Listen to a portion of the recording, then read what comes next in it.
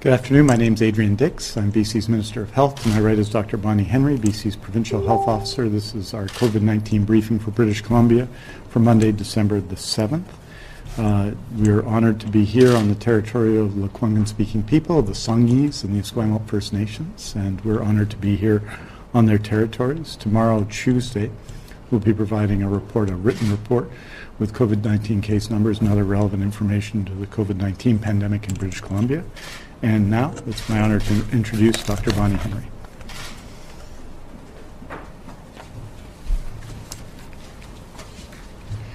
Thank you very much and good afternoon. So today we're reporting our weekend numbers. So the first reporting period from Friday to Saturday, we had 647 additional COVID-19 cases in British Columbia.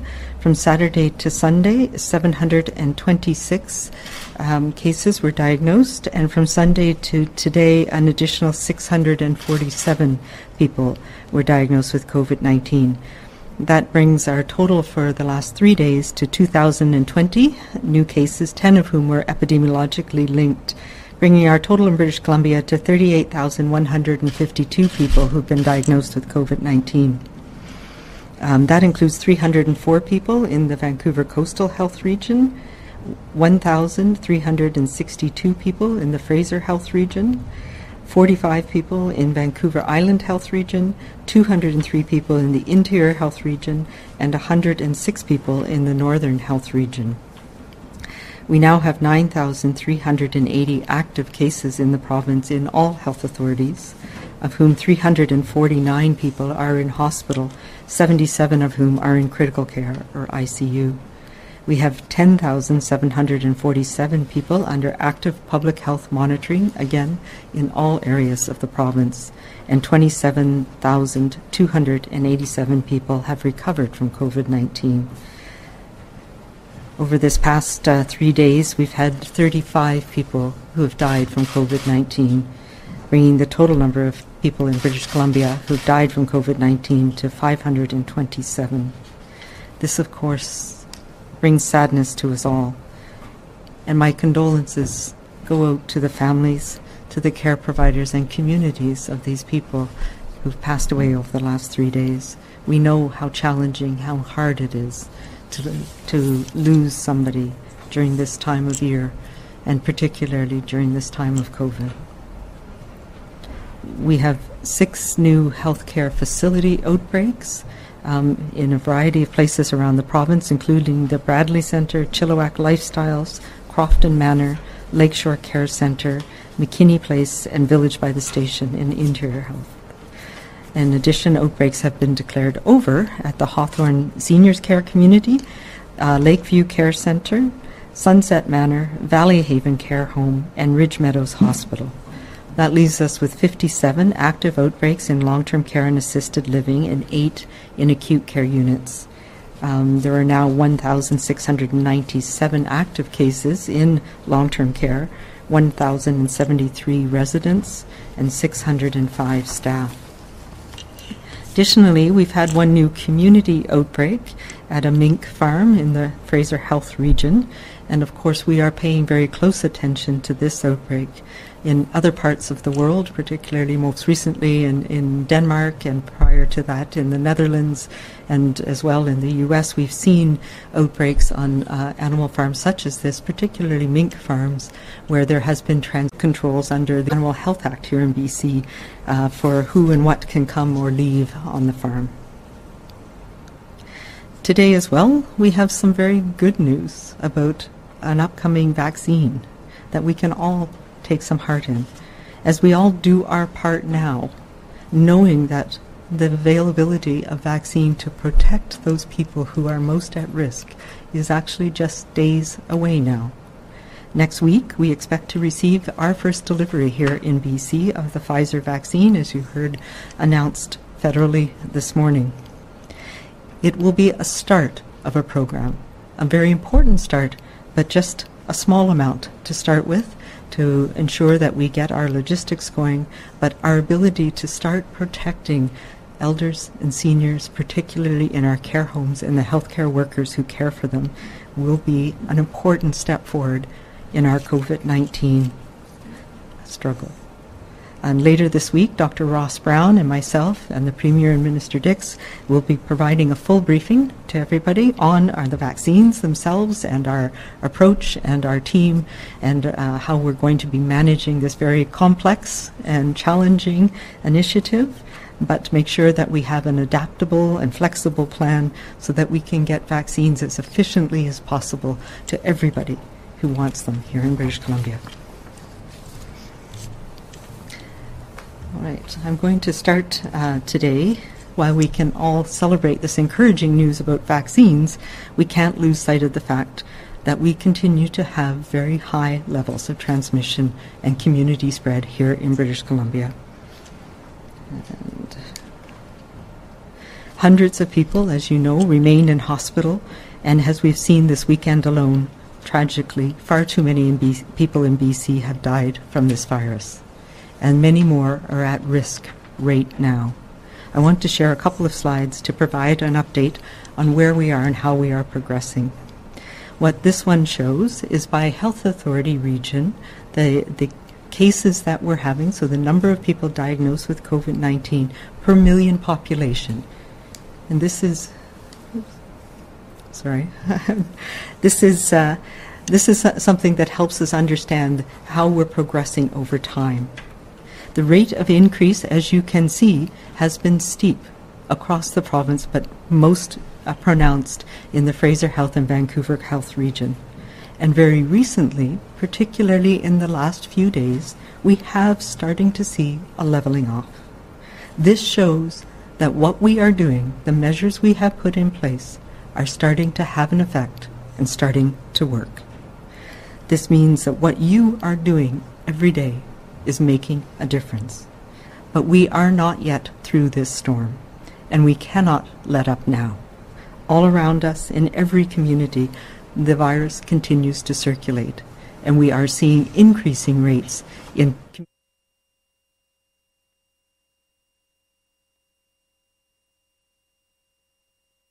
our interior and in the north in particular.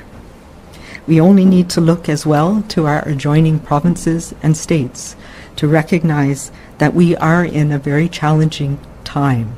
Across Canada and across the world, particularly in the Northern Hemisphere, we are seeing that this virus can transmit very easily and that our risk is very high, despite the measures that we have all taken to try and reduce risk. The other information I'll show you here is our case counts, what we call our 7-day average. And that is a measure that helps us smooth things out over time. And the green line at the top is our numbers of cases per day in a 7-day rolling average. So we report them every day, but it levels out those peaks and valleys that have to do with when tests are completed. What you'll also see here is that our hospitalizations, though lagging the case numbers, as we know, by several weeks, are now peaking. And we need to continue to take the measures that we've been taking to ensure that that also levels off. And as we're starting to see, the blue line on the bottom is ICU and critical care. And that, again, is a very important measure.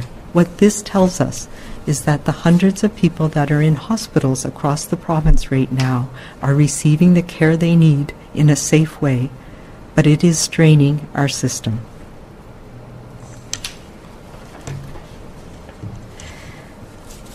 As you know, the orders that we've had in place have been to reduce our in-person social interactions as much as possible, because we know that this virus transmits, particularly now at this time of year, and particularly when we're in close contact inside, and it transmits to those people we are closest with. As well, we want to limit our social interactions to those essential activities in our lives, like work and school and other essential services. Non-essential social interactions, so things outside of work and school, where we had some leeway in the summer when we had lower rates and lower transmission, we now need to pull back from, and that any of those interactions should be done in a very safe, low-risk manner, such as small numbers and outside. In addition, we've put in targeted measures to deal with specific higher risk activities that we've seen transmission happen, and those conditions that lead to transmission, including being inside, being in crowded places, having poor ventilation, etc. Today, I am now issuing the following orders, which are in effect immediately. I'm extending my published gatherings and events order of December 4th with respect to the controls and restrictions on people visiting other people in their residence to midnight of January 8th, 2021. Of course, we will continue the allowances that we have in place for people who are living alone to have one or two other visitors.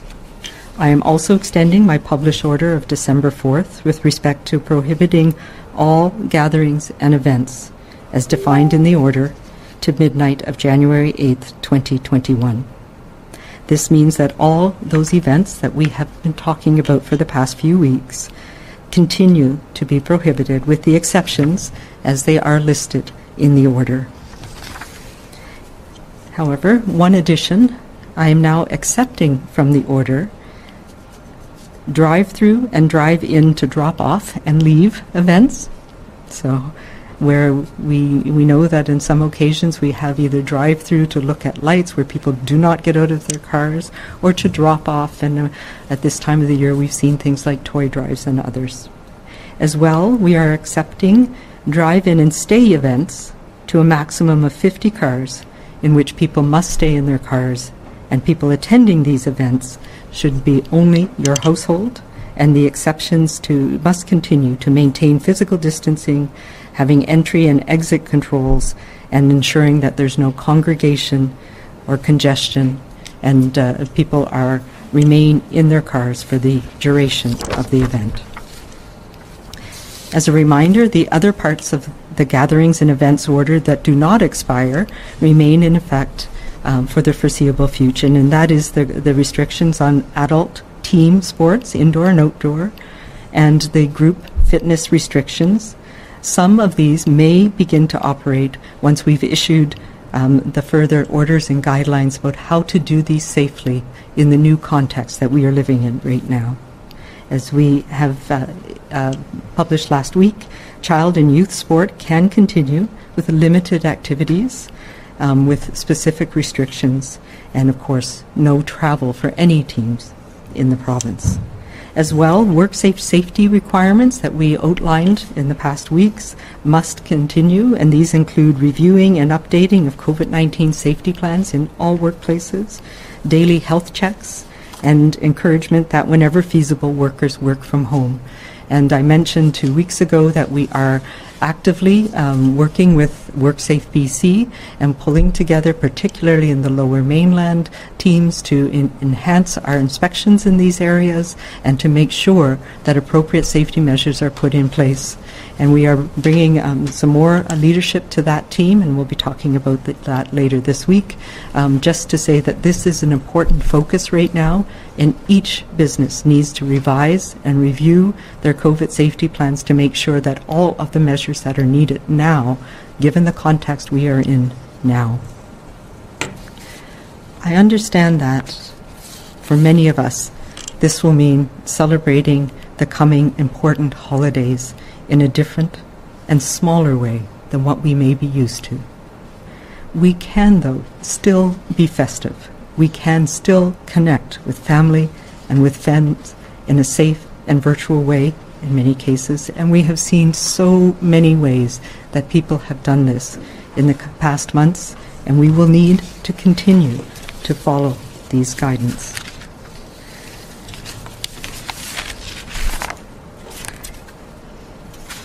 As hard as this may be, let's remember that the sacrifices we make now will protect our loved ones and countless others throughout the province, and will keep our strained healthcare system open and functioning for all of us.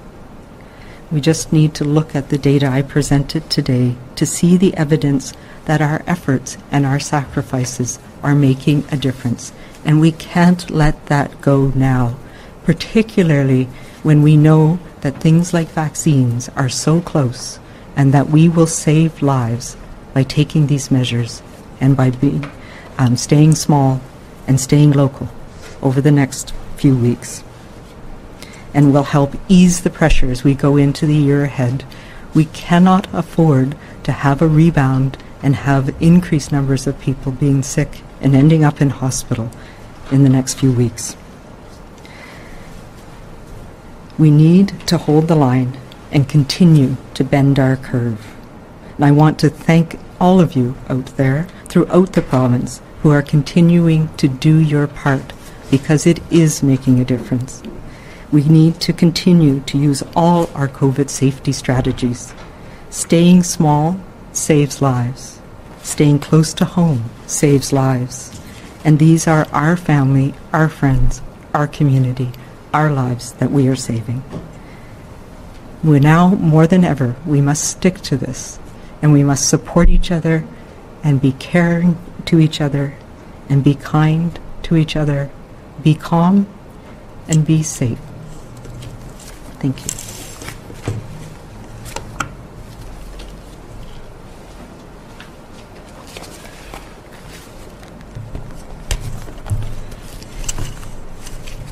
Thank you very much, Dr. Henry. And first of all, I want to start by expressing my condolences, that of the Premier, that of, I think, everyone in BC, to the 35 people who passed away this weekend from COVID-19 in British Columbia. That was 17 from Friday to Saturday, 10 from Saturday to Sunday, 8 from Sunday to Monday.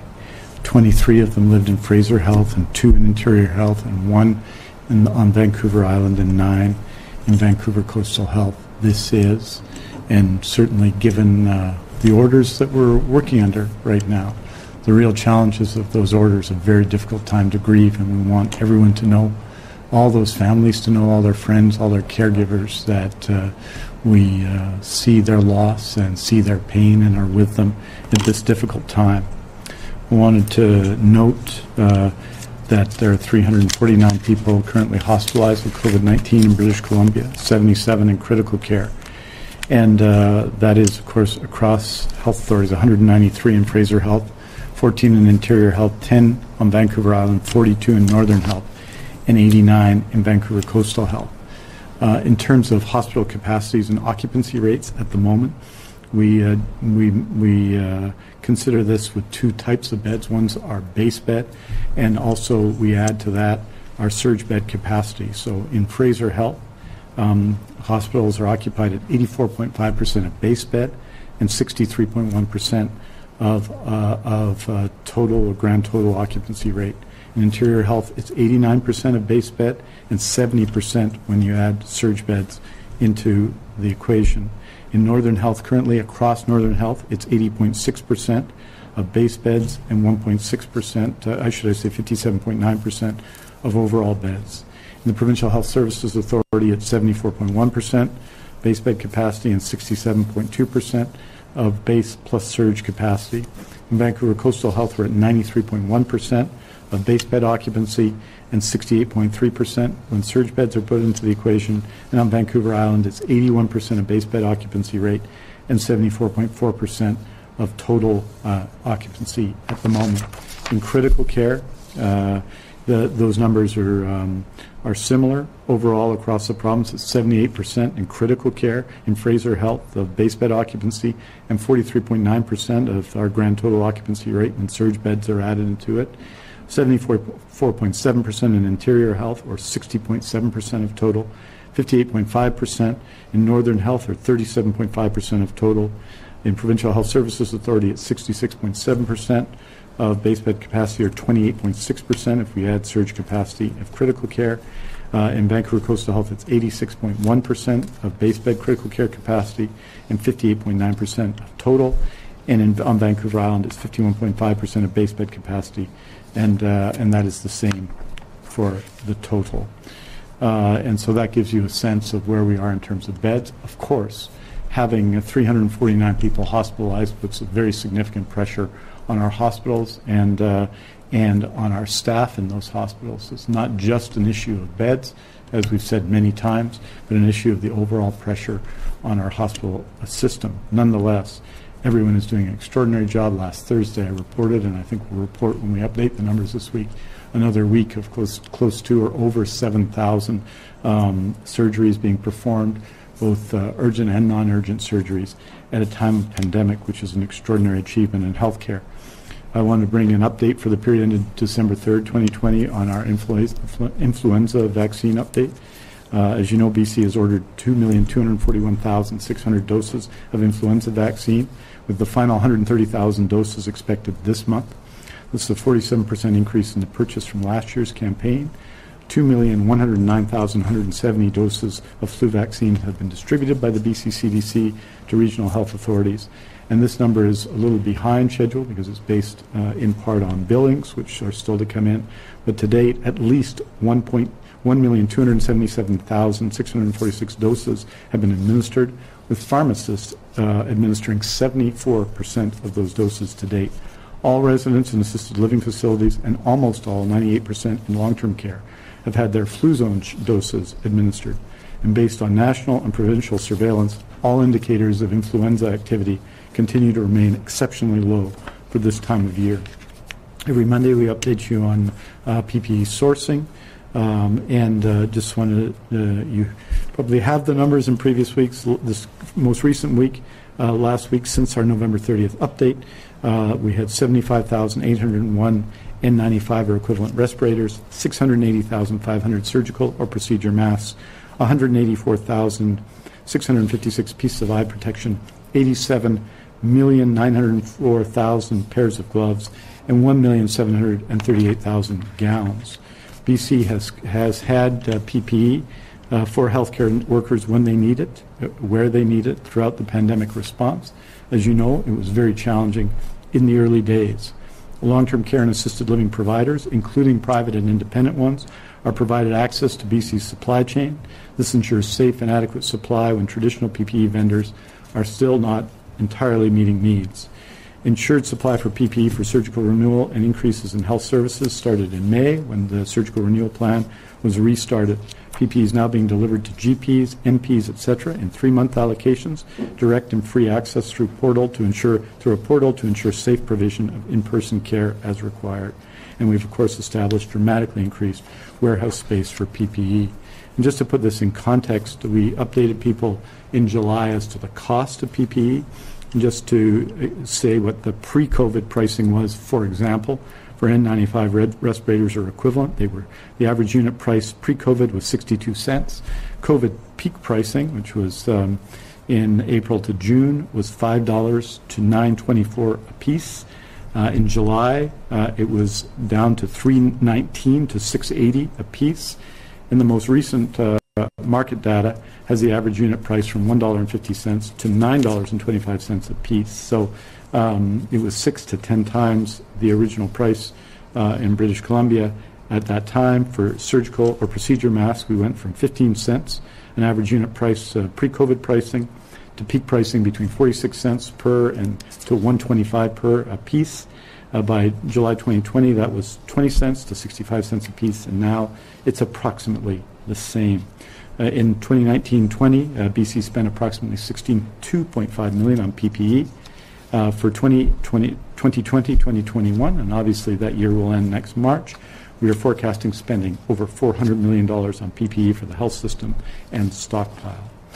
And finally, just make one further note, and this is connected to the ongoing work that Dr. Henry, the Premier, that I, and many other people have done with faith communities. I want to announce that we've retained Robert Dahm, a well-known and deeply respected Jewish scholar and facilitator, to conduct a series of discussions with faith leaders. I'll participate as available to assist in this very challenging period for faith communities and for them to inform us in our efforts. We very much appreciate Mr. Dahm's participation, and we look forward to people across faiths and across denominations to take part in this effort. As Dr. Henry has said, the orders are being significantly extended to well into January, to January the 8th at midnight, the orders with respect to events and gatherings, both in home and in the community. And that, of course, is going to make this a very different December, in early January, a very different holiday period. And I think that we just have to acknowledge for a moment the loss that is for lots of people. I think many, many people have, beyond issues of faith, with Hanukkah and Christmas and other holidays, that people have both a sense of faith and a sense of ritual around the season of the year, of celebration and of coming together of peoples. And this year, that will not be possible in the same way. But that doesn't mean that we won't be able to celebrate. We just have to create new and special memories and even perhaps build some new traditions. The orders are going to test us. They need our attention and require our action. But they'll allow us to make the very best of the season, to show our love, our caring ways, our generosity to others, and our abiding faith, if that religious or otherwise. And they'll keep us safe, too. This year, letting down over the holidays and using the skills we've been taught to stop the spread and pulling back from following the guidance we've been given to save lives will create a COVID debt in December and a daily case number bill that will come due in January at a cost we simply cannot afford. This year, we must spread good cheer without spreading COVID-19. This year, home for the holidays means staying home for the holidays to stop the spread and keep everyone safe. This year, no matter how we celebrate the holidays, the most precious gift to give is safety and good health, so that all of us can see in the new year with hope and anticipation, our foundations secured and our spirits renewed. Aujourd'hui, nous faisons le point sur le nombre de nouveaux cas pour 3 périodes de référence de 24 heures chacune, soit celle des 4 et 5 décembre, celle des 5 et 6 décembre et celle du 6 jusqu'au 7 décembre en mi-journée. Pour la première période de référence, qui s'étend jusqu'au 5 décembre, nous avons eu 647 nouveaux cas. Pour la deuxième période de référence, qui s'étend jusqu'au 6 décembre, nous avons eu 726 nouveaux cas. Au cours des dernières 24 heures, 647 nouveaux cas se sont ajoutés. Parmi l'ensemble des cas confirmés de COVID-19, 349 personnes sont hospitalisées, dont 77 en soins intensifs. Thank you very much. Merci beaucoup. We're happy to take your questions. Thank you, Minister. As a reminder to everybody on the phone, please press star 1 to enter the queue. You are limited to one question and one follow-up only. I would also ask that you please take your phones off mute. You will not be audible until your name is called. First question today is from Marcella Bernardo, News 1130. Thanks, Lindsay. Dr. Henry, just looking at the orders that you put out, if you could explain, with all the exposure numbers that we've had now across BC at schools, what was the reasoning behind not deciding to close schools early for winter break? Yeah, so as you know, we have a lot of exposures, and we've been following very closely what's going on in schools, and those exposures still reflect and continue to reflect transmission in our communities, but we are not having large numbers of transmission events in schools. Those are very small, very few. We've had few outbreaks in schools, but they've been limited in numbers. So schools really are a safe place and an important place for educators and for our students. So we did have discussions, and I talked about that earlier on, whether there was a rationale for closing schools early, extending breaks, and we discussed this with many stakeholders, and we've decided and made the decision that the downsides of it would be far greater than the safety and the protection of the education and the interaction that's needed in the schools. Do you have a follow-up, Marcella? It is actually involving something else for Health Minister Adrian Dix that one of my colleagues was hoping to ask you about. It's regarding an application that was sent to your office today seeking regulation of counselors and therapists from FACT BC, the Federation of Associations for Counseling and Therapists. They want the reform to fall in line that you've ordered over the summer. They want that to fall in line with other regulatory reforms. So what are your thoughts on implementing this and hopes of expediting this process? Well, as you know, in the past year, we've been involved in a major reform of health professional colleges in BC. One of the outcomes of that reform is the reduction of the number of colleges, a significant reduction of that number, and the raising of the standard of regulation. Those reforms, which were, as you'll recall, developed by myself on a committee and unanimous report with the then Liberal health critic Norm Letnick and then Green Party health critic Sonia Furstenau, will do just that. They'll also make it easier over time for new professions to potentially become regulated should they meet the standard. And so I understand that this is a day of advocacy for people who support the efforts of FACT-BC, and that they've been advocating for some time. There are other professions in those circumstances, and we'll be working with those professions as well. It's our expectation, working together with all parties in the legislature, that the very significant reforms, I think the most significant reforms ever done of health professional colleges in Canada, will be put in place in the spring, and the positive effects for the public in terms of transparency, a raising of standards, and a reduction in the overall number of colleges will have a very positive effect, including for professions who are seeking right now professional recognition. Next question is from Shannon Patterson, CTV. Oh, hi, Dr. Henry. Just confirming, you are saying no Christmas dinner with anyone outside of your household, no eating at restaurants with anyone outside your household till January 8th, no travel anywhere outside your community all through the holiday season. If you're saying, is that realistic? Do you think British Columbians will be on board with basically being locked down for Christmas? This is not a lockdown, clearly, but yes, these are the restrictions that we've had in place, and it's making a difference. So this is what we need to do for each other, for our families, for our system here in BC, for the health system. This is a challenging time, I know that, and we have some provisions in there for other services that are provided, but what we're talking about is social gatherings. So yes, if you're used to having multiple family members come and go over Christmas and getting together and having those large dinners together, now you need to do it remotely. This Christmas and these holidays are going to be different, and they need to be different. But we have to recognize we're not alone in this. These are things that we need to take to protect our communities, and we across the globe are dealing with this pandemic in ways that are best. We're learning the best ways that we can, but we know that it is these social interactions, even small ones.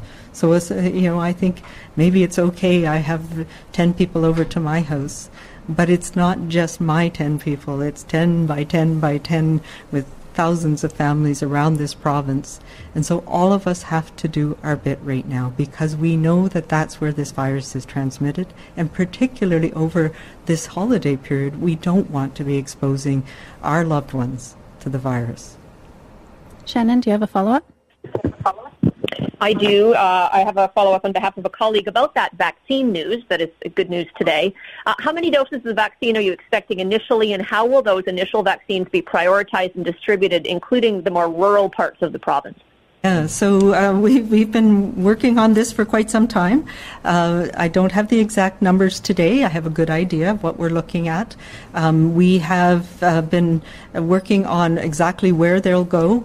Understand, though, the first vaccine that we'll be receiving is the Pfizer vaccine, which means it has to be kept at -80. So there are limited places that we have the equipment and the ability to do that. So we will be receiving small amounts to start with across the country, and we will be focusing on those most at risk. And for us in British Columbia, that is people, particularly healthcare workers who are working in long-term care and on the front lines in our health system, in emergency departments, ICU, medical departments. But we will be providing more detail about what we see rolling out, not just next week, but in the coming weeks and months, and where people may find themselves in the rollout of vaccine. So this is the beginning. We're putting all the details together, and later this week, we, with the Premier and Dr. Ross Brown, will be having a more detailed briefing for everybody, for the public and for you, and we'll have a lot more details by then. I will tell you as well that we're participating this week, starting as part of it has started already, but starting tomorrow as well in a trial run of receiving the really specialized containers that come from Pfizer.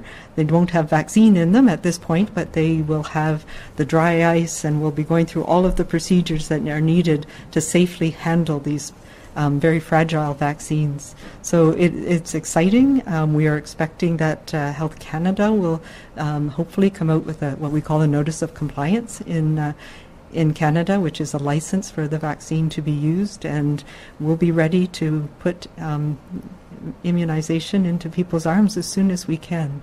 We are not going to have enough in the first few months that it's going to make a difference in community transmission. So that's why we all have to be continuing to follow our COVID safety plans.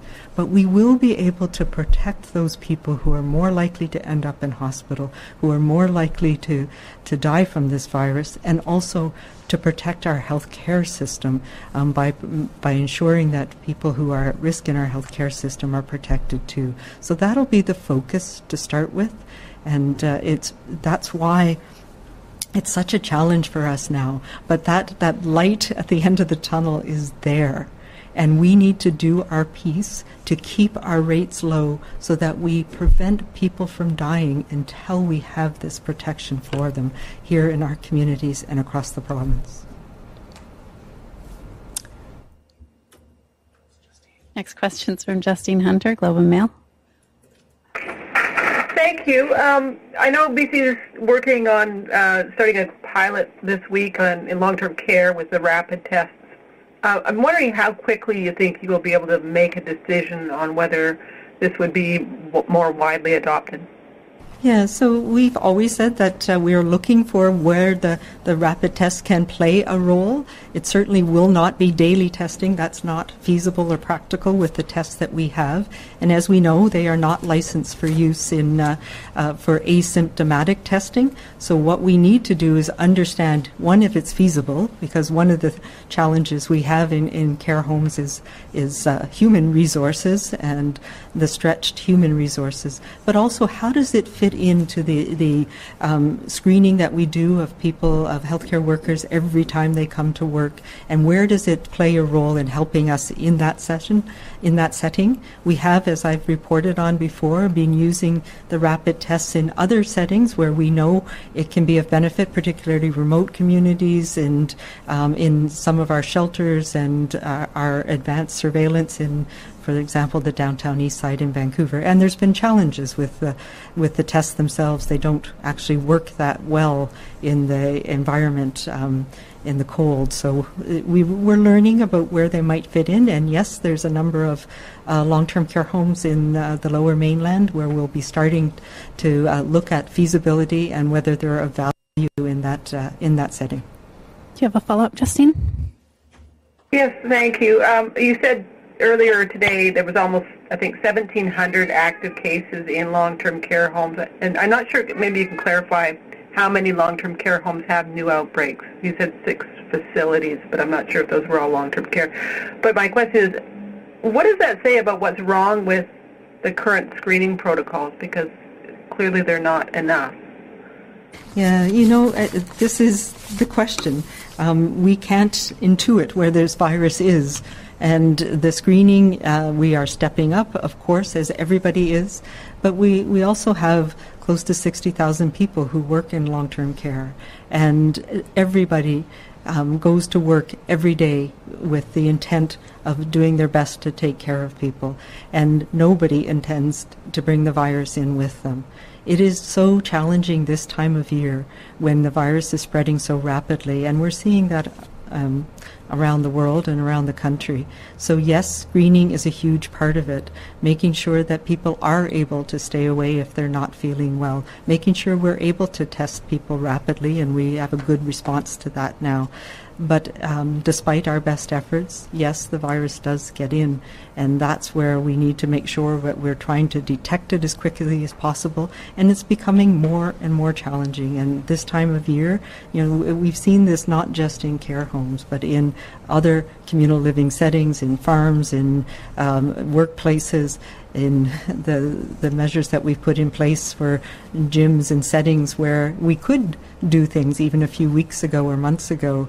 The virus is transmitting very easily, and sometimes we don't recognize it. So we are looking at everything that we can do to try and protect care homes, and this is where vaccine is going to be so helpful, because we're able to protect those people who are working in care homes to start with, and residents themselves. And that is the focus of the first few months and weeks of the vaccine program. Richard Zussman, Global News. Dr. Henry, I'm sure you've seen again over the weekend, churches were open in some areas, and seemingly they are saying they are willing to keep accepting the fines to continue to operate. Has there been any consideration given to work with the public safety minister to increase fines for repeat offenders, or to increase those fines? And can you explain, have you provided any guidance, I guess, about fines for these anti-mask gatherings that are sort of guising as protests but could potentially lead to spread of the virus? Yeah, so the short answer around do I provide guidance on the fines? No. That is within the purview of the Public Safety Ministry, and they look at other factors as well. It is a challenge, and I know there are a few faith groups that are continuing to meet, and that concerns me. It concerns me because it is a misunderstanding of why we're trying to put these restrictions in place. And these restrictions are about recognizing there are situations where this virus is spreading very rapidly. And we have seen when we come together and congregate indoors in particular, those are settings where the virus is transmitted despite our best efforts, despite the measures that we have had in place for several months that were working for many months. We are now seeing that those are not enough right now. But I want to turn it around and talk about the vast majority of churches, synagogues, gurdwaras, temples, who have taken this to heart and are doing everything they can to protect their congregants, to make sure that people have access to the supports they need through it's going to be more and more important as we go through these important holiday periods, to support people to be able to safely practice their faith. And we see more and more of that. We have had the privilege of meeting with faith leaders around the province, talking to them about this. And we look at global leaders around the world who have been giving this same message. This is a global pandemic. It means that we have to do whatever we need to do to keep our members of our congregation safe, members of our communities safe. And right now, we are at a very challenging and risky time. And this is the time where we all have to take a step back and look at how we can support each other in a way that doesn't put people at risk. Richard, yeah. The mask demonstrators, there's small numbers of people, and yes, it does increase one's outrage factor, especially when I know there are people who are working day and night in our healthcare system, caring for people with COVID, making sure that people are still getting their surgeries. It really, in some ways, is a slap in the face. And we also need, however, as I've said all along, to recognize that people have a right to peaceful demonstration, and that as long as it's outside and they're not putting others at risk, the risk of transmission of the virus is less. Although, as we know, this time of year, it is more dangerous than it was before. So I don't condone them, and I think the other thing we're seeing is that most people are, again, doing the right thing, recognizing that my wearing a mask protects the workers in the shop that I'm going to, and your wearing a mask protects everybody as well. Richard, do you have a follow-up? I do, and this is for a colleague in our sports department. He mentions the BC Hockey League has been holding practices. They haven't seen an outbreak or a transmitted case of the virus. He's wondering if you can provide the rationale behind basically shutting down the league, because a majority of the players, or 48% of the players, are 19 and 20-year-olds, so they no longer can participate in sport. So can you explain sort of the is that an unintended consequence of the measure around adult sport? And can you explain sort of why to make that decision that could have impacts on these sort of leagues? It was not unintended. It was a recognized risk, and we talked with Via Sport, we talked with the leagues, and really it is about the fact that these leagues travel, that we're seeing transmission, and we're seeing transmission in the U.S. and other sports teams as well. So we have been seeing transmission events happening, and right now it's just too risky. We don't want people traveling to interprovincially. We don't want people traveling to different communities. And so, yes, the intent was to reduce that risk right now and to have an extended break for the teams. And I know in many cases, I've heard in discussions with the league as well, it's about young people returning to their home communities and having a time with their families during this period. We know that around the country and around the globe, the competitive leagues have had a challenge this year, and everybody is having these challenges. So it is an unfortunate thing in some ways, but it's also the most important thing that we can do right now to make sure that we're protecting youth for the future. We have time for one more question. For everyone listening today, Dr. Henry and Minister Dix will release a statement this afternoon with the latest information on cases, hospitalizations, and outbreaks, which you can find at news.gov.bc.ca. For updated information about the province's restrictions, visit gov.bc.ca/regional restrictions. And for information about the province's new orders and pandemic supports, visit gov.bc.ca/COVID-19. Last question is from Marc-Antoine Boulanger, CBC Radio Canada. Hi, Dr. Henry. Can you elaborate a bit on why you decided to extend the orders all the way until January 8th rather than just going ahead into another 2-week chunk? Were you perhaps concerned about people that would make Christmas plans? And maybe people that were also hoping the restrictions would be lifted. And that, so maybe you can comment on that and just maybe explain the rationale behind that timeline. Sure. Yes, it was partly that. So I've had a lot of discussions over the last 10 days, but particularly over the last few days with a number of my colleagues in particular in public health, but across a number of different sectors. And really looking at where we've been with our curve, what is happening, where we're seeing transmission still on the upswing, and understanding where the transmission events are happening. We recognize that we are seeing an impact of the orders, but it's not yet at a point where we can let off on some of the restrictions that we have in place. And very much, the next incubation period would take us to just a few days before the Christmas holiday.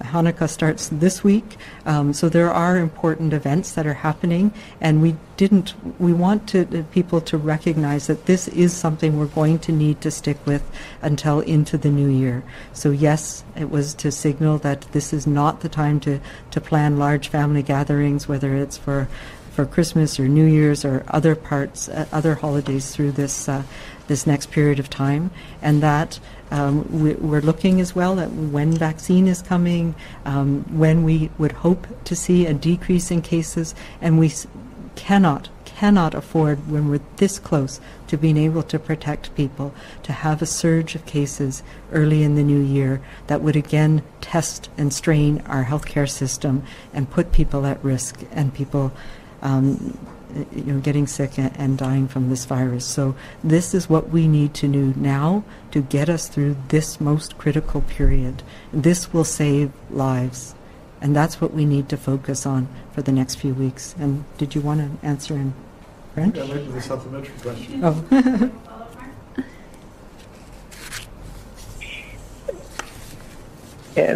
Okay. So as a follow-up question, we can suppose some people are already doing it, kind of gathering it, even if it's banned. So, how confident you are that maybe the public health orders right now could be enforced during Christmas times, making it a bit awkward to show up at doors and say, hey, you're not allowed to gather. And then if we can get Minister Dix to just outline the new orders in French, please. Yeah, so the intent of the orders, as we've talked about for the last few weeks, is to reduce those social gatherings because we know that's where the virus has been transmitted. And the vast majority of people understand that, and it makes it very clear. It means that I can say without qualms, no, I'm sorry, I can't come. There are some people that don't understand it. I know I think about people in my life who maybe don't quite get it. So it is partly about making it okay to not have people over this year, to say let's try something different, let's try to support each other in a way that doesn't have those expectations of us having to come together, or us not having, but us coming together in a way that could put people at risk.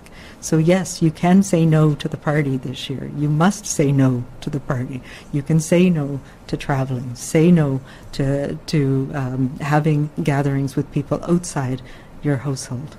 And that is really important. And yes, we have had people fined who have had parties who've disobeyed this, but that is a deterrent that is only there to make sure that when people are being egregious, we have a way to address it. Because I think the vast majority of people in British Columbia who I hear from, who I talk to, understand that this is a most challenging and year that we have ever experienced, at least in my lifetime, and hopefully will ever be in my lifetime, and that we have to adapt, we have to be resilient, and we have to support each other with compassion, especially now.